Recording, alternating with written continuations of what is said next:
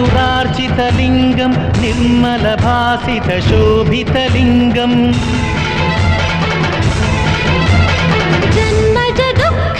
जन्मजदुःखविनाशकलिङ्गं तत्प्रणमामि सदा शिवलिङ्गम्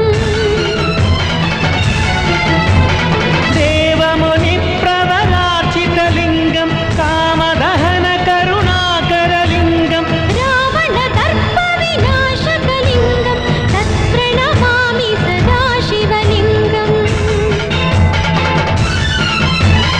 सर्वसुगन्धसुलेपितलिङ्गं बुद्धिविवर्धनकारणलिङ्गम्